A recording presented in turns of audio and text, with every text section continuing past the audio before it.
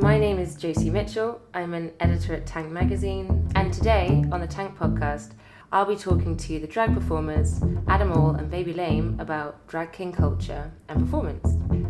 Hello, I'm Adam All. I'm a drag king and co-host of Man Up. Hello there, I'm Baby Lame, aka Chris, and I'm a drag performer and also co-host of Man Up 2019. High five. Yes. This month, Adam All and Baby Lame are hosting a weekly drag king tournament at The Glory, a queer performance space in East London. Adam All has described drag as an attempt to deconstruct, discuss, express, reclaim society's concepts of gender norms, stereotypes, inequalities, with passion and with humour, using our bodies and our voices and our minds to liberate not just ourselves, but anyone who's ever felt restricted by the expectations of gender. Ooh, sounds good. It's kind of one of the closing bits, so I got a bit sort of like, no, I'm going to speak from my heart.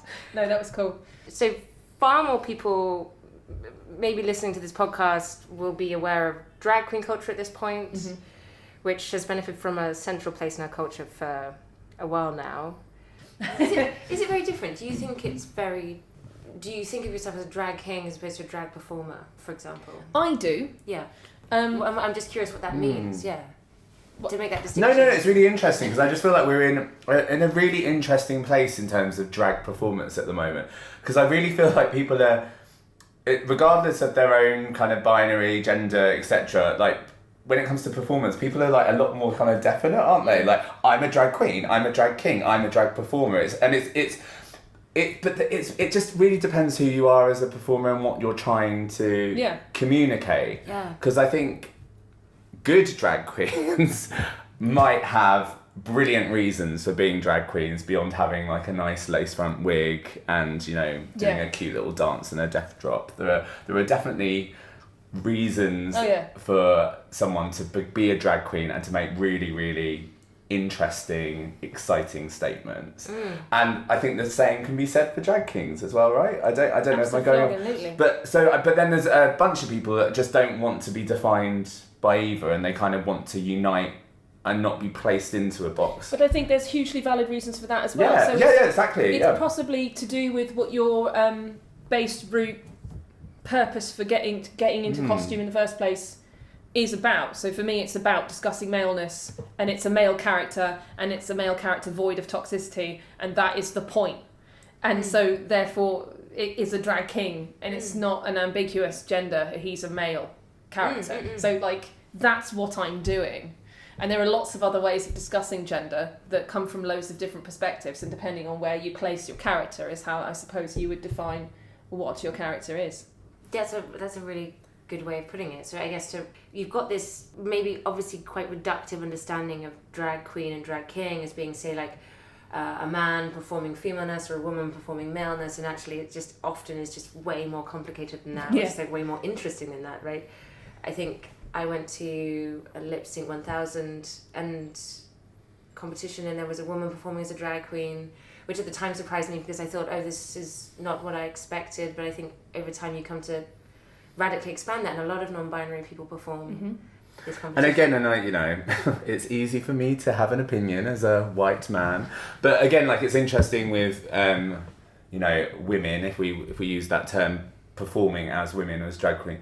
There are loads of people doing that, and it's a really huge thing. But again, it's kind of like, you understand that if you're part of the scene or part of East London or part of London or stuff where it's bubbling under. But in terms of bigger platforms, that's not being seen, and it is for lots of people, that is a kind of an amazing concept still, when there are so many people that just maybe just aren't getting the same opportunities as other people. But it's interesting, I think, coming from our perspective, hearing lots of this, because we're just like, of course there are. Of course, of course, duh. Like, this is all going on, but there's something still not connecting with a bigger mainstream audience. Yeah, like for example, people don't even think that we have non-binary and male-bodied drag king performers, but we do.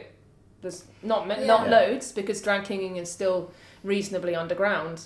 But as it's growing in popularity, people who are inspired by that movement, regardless of where they started from, are producing these characters which would classify in the drag king sort of group and are joining the movement. So I mean, Yeah. I've always said it doesn't matter where you physically started from, or even Right. how you identify. It's the product at the end that you're producing and performing. That's the character, and then the bit that's underneath, it affects your perspective. But in terms of the message maybe that you're selling, but it doesn't actually affect the character particularly. That's what I love about the way that, I mean, I read this thing at the beginning, right, that you sort of description of drag, and I think the emphasis on it, you know, using our bodies, our voices, our minds, playing with stereotypes, playing with gender norms, it's more just this, the thing we're working with is gender as a sort of like set of motifs, right, and you can be coming at that, as you say, from so many different directions, Oh, and absolutely, choosing to use the different aspects, and often what seems like a common thread is people are fucking with what has limited them, or Yes. they're pushing against those limits in some way. Yeah, and The I way think that that's sort of- possibly what defines drag as a family, a Yeah. broader family. And sort of like pushing against those, breaking those rules, and seeing, and then putting that on stage for people, and people witness that, and that can be a really liberating Hugely liberating experience. and I empowering, think yeah. it's very liberating to sort of have, because I think everybody has, I mean, we would probably share an understanding that gender is a set of norms that nobody is corresponding to perfectly, so everyone's going to have a certain amount of gender frustration that they're not quite corresponding. So everyone that's going, maybe everyone will enjoy drag from that perspective, right? That you go and you see things that have frustrated you, things that have limited you, being fucked with. Yeah, totally. And it can just be done on so many different levels, which is what I personally love about it. It's as simple as someone just being like, you know, in this competition, I love this George Michael song. I'm gonna, you know, I'm gonna sing. I just want to lip sync to that and dance around, and I'm just gonna give it my all. And that can be the level of thought to it, or it can be a much more conceptual, personal piece that they've really developed. And I just love that it doesn't have to have lots of messaging. Like the fucking of gender can just be really throwaway and really instant and silly, or it can be something really, really fucking powerful and sort of, you know, emotional and political. That's the other thing I love about drag, right? It can just be someone dancing to George Michael, and it's amazing fun, and you can put all of this analysis on it and sort of write a big thesis about what this means and this person and who they see themselves and and where they position themselves. Or you can just watch it and it be really, really good. Some of my favourite drag performers are just people that just get dressed up, get drunk, and just like absolutely just make idiots of themselves like that. There's something so joyous in that as well. Like that is really like, you know, two fucks used to like anybody trying to like overanalyze all of this as well. Obviously, like all of this kind of critical theory is really important, but I also just love how stupid it is. But then that's just as political, though. Yeah, no, I know. But you can, Because but we it's are like, in a world where we're being told that we can't do shit like that, and you shouldn't look like that, and you shouldn't wear that, and you shouldn't be here, and you shouldn't fuck that person or love that person, and no, fuck you, I'm going to do fucking everything and then cover myself in beans and dance around in the nuts. Why the fuck not, you know? Because no, I'm not hurting anyone. There is this sort of like freedom in playing with anything and doing anything with it. There are also things to be like really politically aware of in what we're doing, what we're saying, right? So we sort of talked. Well, so basically, I see myself as a drag performer. I guess if you were to, well, I don't really know, because I say that I like present as more of a kind of a female character. If that means having long hair and wearing dresses, but I'm hairy with a beard, like I'm just a drag it, I think is in the thing. But my whole experience of Man Up is I'm a fan of all performance, so that's why I'm here.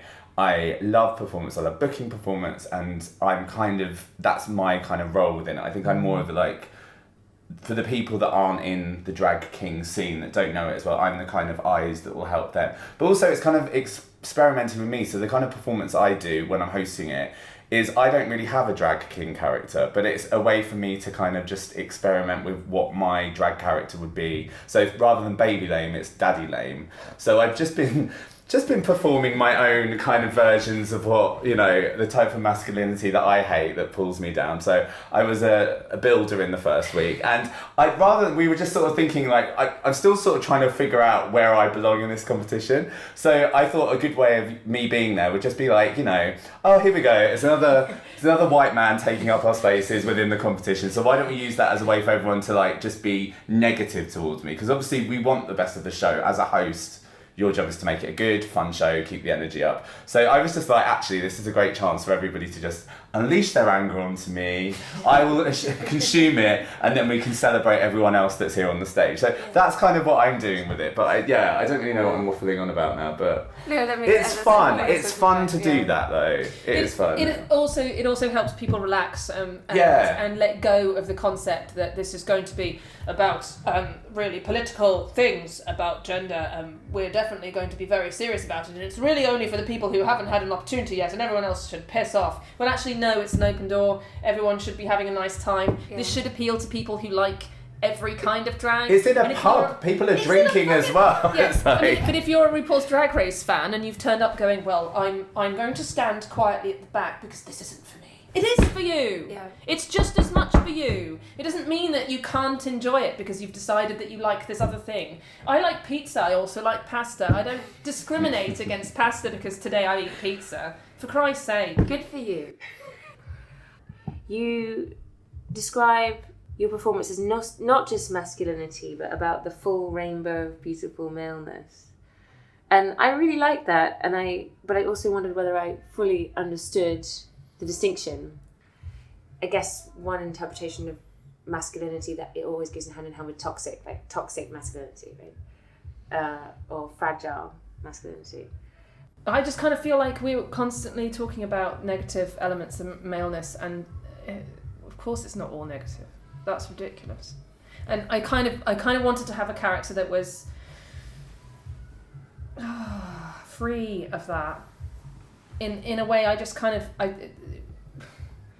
I kind of didn't want. I chose not to do a parody. That's the kind of I chose not to go right. Let's do this. Like, I mean, because I love that stuff, but it's not what I wanted to do. I wanted to create this character, and actually, the most common response to him is guys coming up at the end of a show saying, "I really related to your character. He reminds me of me before I came out, or he reminds me of me when I was young." Like that nervousness. Am I doing this right? Am I getting this right? Is this what a man is supposed to be? On stage? Maybe describe it. Adam's kind of nice guy. He's a nice guy. Yeah. Actually, I don't really see how that's. I mean, it seems really odd that we're even talking about it because for me that should just be pretty straightforward. But we don't even talk about that really. We go, oh yes, he's a nice guy, but they're flooded with media's perception of what maleness is and have to tackle that all of their lives and then be constantly reminded that they're not Hercules or whatever, and it's just bullshit and it's psychologically damaging. Yeah, I agree. I mean, there's this phrase, isn't there? There's that men are trash, almost like meme, that I really dislike, and I just don't think it is doing any good. It's not helpful for the world. It's just so reductive and people who I really, really intellectually respect will fall into using that like offhand gestures. So I guess one thing I really like about Man Up is men aren't trash. I mean, people can play with that in the night, right? Yeah, you can play with that, and we can totally discuss the things that are really crap, and that's great. But we should also be celebrating the things that aren't crap, and talking about maleness as a living, breathing thing that is part of our world that we have that is valid and existing. Not that I feel that they need loads of help, but Yeah, no, I agree. More recently, it's fair to say there's been a big boom in drag king culture, or drag king attendance. It's got a vibrant seat in London right now. Perhaps we can start by talking about Man Up, which I think has been part of that, like, maybe growth in popularity and renaissance recently. So for people who don't know what Man Up is, what is Man Up? Man Up is a drag king competition. I like the word tournament though, so I'm going to keep that. Tournament sounds very gamesy. It's like an offshoot. There we go. I like it. I want jousting and things. What did the Glory say about Man Up? It's the biggest drag king competition in Europe. Yeah, in Europe. Sometimes the world, depending on who's saying it. Yeah. To be fair. But it's big, isn't it? It's big. It was started, as far as I can tell, it started from a conversation with staff at the Glory, with the owners, talking about needing more representation, drag kings on the scene. And Johnny then talked to me about it randomly and said, "What do you think? Do you think it will work?" And I went, probably not. How wrong I was. No, I was kind of excited about it, but I didn't know how far they were going to push it. And then they just went for it, and good God, it exploded. It fills the pub every single week. In fact, the finals normally have a queue down the road, to the point that now they've had to take it to much bigger venues. So it's kind of bonkers. I'm looking forward to the final. Yeah, same. And it's kind of one of those competitions, I think, that lots of competitions are great. I love competitions. I don't enter them because I lose them, so I just refuse to just host them. But no, it's one of those things that's really great because there are lots of competitions throughout the UK, throughout Europe, etc., that focus on the development of cabaret performers, drag performers, you know, whether it's on TV or whether it's in different venues. And that's great because it tends to be a really thorough showcase and development of those acts. But something that's really exciting about this one, in my opinion, is anyone can do it. So if you are brand new to performing and you can't commit the time and effort that it takes to develop a solid drag persona character, you can just enter with one song or one act idea on this, and if it's good enough and if you sell it, then you've got a chance of being in the final. So it's kind of, it makes it really accessible for anyone that wants to give it a go. Obviously, in the mix of that though, there are very, very, very, very talented, very, very, very experienced performers that also do it. So I think that's one of my favourite things, is you can sort of, on every night when you go to a heat, you have this combination of people that have maybe got to the final the last year, or actually just are so experienced performing, with people that are on stage for the first time. What you also have is you have people who have enormous experience within the drag king scene, who have been following it since it's this latest boom, who are obsessed with drag kings and do it every single day. But this is maybe the first few times they've actually got on stage. And you have next to them people who are really, really seasoned performers in another genre, like musical theatre or something, who have been really excited by the idea of what a drag king is and gone, oh, I could do that, and come up with a routine that fits the bill, and then have brought that to the stage. And because those kinds of crowds are then mingling with each other, you then have a real crossover of ideas and people really helping each other and supporting each other, and then you have these little groups forming and people like. And I think that's what the Glory is just really good at in general. Like, you look at lots of the bigger events they program outside of the venue, and there is just such a clash of different tribes, different types of performers, different specialities, whether it's comedy, whether it's, you know, they have like theatre there, all sorts. And I just love the fact that this competition doesn't feel like it belongs to one group exclusively. It really is, as much as possible, open to anybody that wants to give it a shot.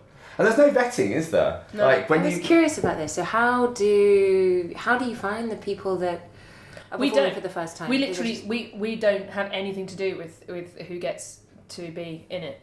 To be fair, I think pretty much everyone who applies gets in it at the moment. That's but amazing. it's kind of a first come first serve basis, and they just try and cram in as many as is humanly possible. Wow. So each heat will have, we've got about 10, but I reckon they could probably do about 12 to 14 per heat. So if they get more people, they'll just add another heat and change the dates. You know, they'll basically just keep cramming the people in. They don't. Nobody sends a photo. You literally, or a video of themselves, or anything, sort, even their music. You just write to Johnny and say you want to enter, and he responds with the date that you need to turn up. That seems true. That seems, you can tell from when you go to the performance. There's something sort of so sharp about the feeling of somebody who really just has done it in their bedroom, in front of the mirror, and this is the first time, and they're doing it in front of a crowd, and there's that. like, literally don't have a clue what they're going to do. Like, in the first week, there was someone that literally, they ended up being near naked, covered in pretend penises, and you would never have known that was the reveal. And it was just, it was a thing of beauty. It was horrific, but it was also just kind of really empowering, really amazing. Everybody was completely just like, what the fuck is going on here? But loving it. And then it was a hashtag Me Too piece. You never knew that from meeting them. You go and say hello to everyone really quickly in the basement. You didn't know that was coming, and you're like, great. And it was like, this is why I like this. Every time it's a big surprise. Describe this performance. So this was almost like a Louis C.K. parody, wasn't it? In fact, Louis F-U-C-K is what they call it. F-U-C. Yeah, and that's how it started. And it started off with he was sort of singing bits of a blues song, was it? No, sorry, seems to be the hardest word. And then was kind of like doing inappropriate things, and it was like interesting, but it was kind of like, okay, I think I know where this is going. But then they just kind of ramped it up more and more and more. Then they were like revealing more and more penises, and it took a really, really dark edge, like really, really dark. And then there was just the empowering moment where they turned around and they had Me Too written on their back, and it was just, that's what I loved about performances in general, is just when you think you know what's going to happen and then they take you somewhere, but then this performer took you somewhere else again at the end, and it was just... completely. No one was expecting that twist. No. It was off the chain. This is the thing about the performances as well, there's such variety. This competition is just great, because as you said, you literally can showcase any talent you want. Yeah. If it's live music, if it's spoken word, if it's stand-up comedy, singing, if you do want to do a lip sync act, it's all kind of catered for, which again is just kind of... It just means that the variety of acts you see each week are just... It's like Britain's Got Talent, but good. Like, do you know what I mean? I guess there's the variety being told about it. You can sort of say there's loads of variety, but it's only when you come that you realise what that can mean. I feel like I'm remembering last year, maybe in the final, somebody painting a canvas that you couldn't see what was on the canvas, maybe with dragon wings. Potentially, or I'm just inventing. I think you're remembering bits of it and you're amalgamating. I think you're amalgamating two together, but there was definitely dragon. That would be a wings, great act, painting. though. I'd love that as an act. But, they should maybe collaborate on that and do it. Are there any that stick in your mind? I guess favourite performances from last year or even this year. I don't have favourites. Examples that demonstrate the variety for people that... Well, for instance, one person that was like so well suited to being on a bigger stage, which is the great thing about the finals here, is they get bigger and bigger and bigger, is someone like Zayn Malik, who did just a really, really solid, clean, high quality drag king performance. And suddenly when you put that from a smaller stage like the Glory and you give it with an epic crowd, a bigger stage setting, it just becomes so much more epic, and you literally, as a viewer and as a fan, you can just see that actually the majority of these performers, if they just get a bigger platform, the crowds are going to go fucking wild for it. It's just they're not getting those platforms necessarily. So I love it when you can see people just graduate just from a smaller stage, being given a bigger platform and then owning it. So how many people? 500 people was it in? Yeah, at least. I can't. Yeah, at least 500. I think Earth is 750, and just sort of seeing what that does to performances as well. And you know, sometimes it might be that people have got through to the final and it doesn't quite translate to that bigger stage. But I think for me, that's always something I love seeing with any performances when you get to these finals. It's just seeing, you know, the possibilities of where they can go if they do have bigger stages. It's also a learning curve, because only one person gets to go home with the prize. So, I mean, last year we had 16 finalists, so 15 people went home really disappointed, of course, and that's the nature of competitions. But from that, you kind of have to go into it knowing that the main thing you're taking away is the experience of doing it. The point of the competition very quickly becomes making friends, learning new things, getting to perform, making connections with producers, getting some really great photos, getting some really great footage of you performing on a big stage, and suddenly it becomes about that, and then it becomes about camaraderie. And I guess it's like an easy framework for people to like sort of understand why we're doing this, but essentially it's just a really, really amazing showcase of how brilliant everyone is. And like Adam said, everyone gets booked for other stuff. Like once you're kind of on the Glory's radar, then it's like you can get taken to festivals. They do loads of stuff with the National Theatre, like loads of new shows, projects come up. It's kind of like, the competition side of it is fun, and it kind of adds a bit of jeopardy to the tonight's proceedings. But it also as well, no one ever agrees. Like, the judging panel, I think no one agreed on who the winner was last year. Like, everyone's top threes were completely different. We can't do it. And then you speak to people in the audience and everyone's like, you were wrong, this person was wrong. Literally, it's just the consensus is everyone's wrong. So there's something brilliant about it. Yeah, exactly. But it's really also just like, that. again, it's like, you know, who knows? That person wins some money, good on them, they win the crown. But also, like, if you're amazing, you're going to get booked regardless, I think. Yeah, the booking bit of it is the better prize, really, afterwards anyway. Have you noticed that there's been greater interest in booking drag kings in the to an last few extent? years? I mean, I run Boy Box, which is obviously all drag kings. What is Boy Box? Boy Box is a drag king showcase night.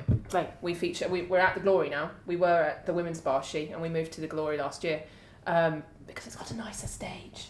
But it's been growing for the last 5 years, and we've been trying to help and support the drag king scene in as many ways as we humanly can. So right now we're basically sort of like giving this nice shiny platform to as many people as possible. So what we've seen is as the scene has grown, more nights have started up specifically for drag kings, but actually sort of over the last year or 2 years, I've seen a lot more lineups being sort of backed into a corner and being told, you have to have a drag king on your lineup. So like people are really beginning to sort of go, oh, actually, I think I might, this might be appealing to my audience. And people are starting to put a drag king or some drag kings in the mix and are thinking about, on my judging panel, I ought to have a drag king, or I ought to have someone from that world, because or I ought to have somebody represented here because the whole community that's sort of like, it's almost as if they forgot about us, and then we went, we're still here, and they went, oh shit, yeah, you've got opinions too, haven't you? Okay, fair enough. I don't know, maybe to come back to the tournament, the competition. Are there things you're excited about that are coming up? I mean, how is it different from last year? Is it sort of the size? The crowds are crazy last week. It is, like, I was quite surprised, because normally the first heat can be people are a little bit like, well, is everyone going to go again this year? I'm excited because I know there's a lot of what I like to term fresh meat.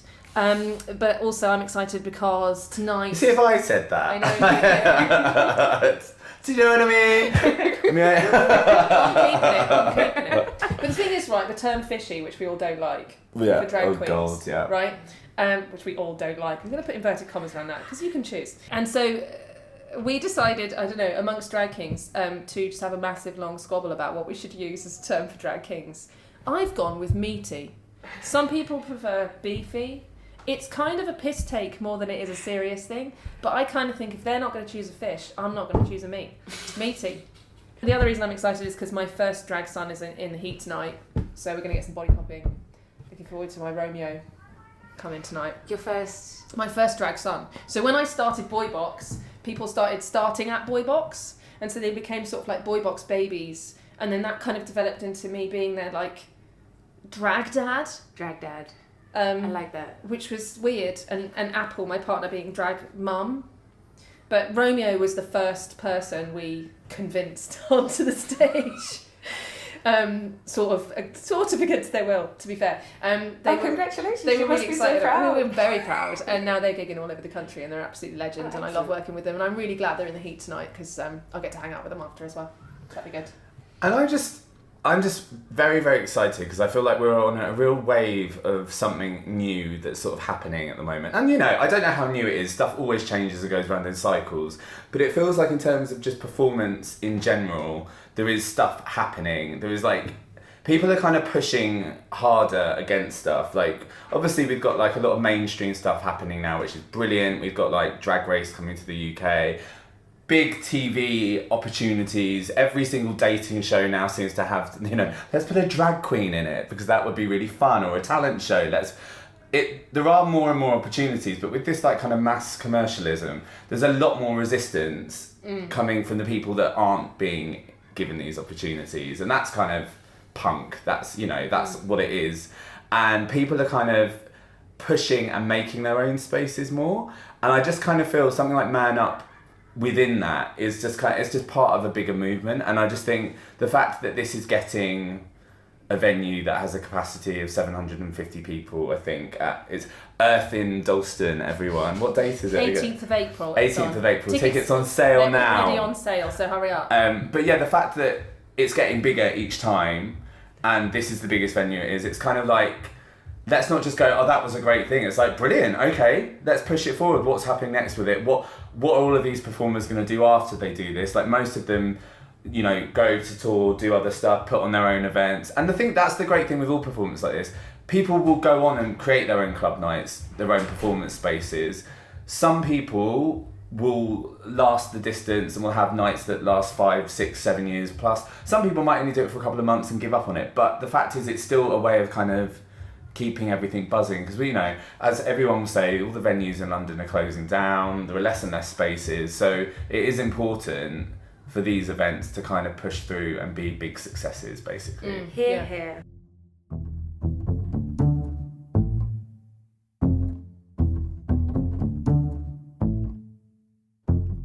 To hear more podcasts from Tank, subscribe on iTunes or follow us on SoundCloud.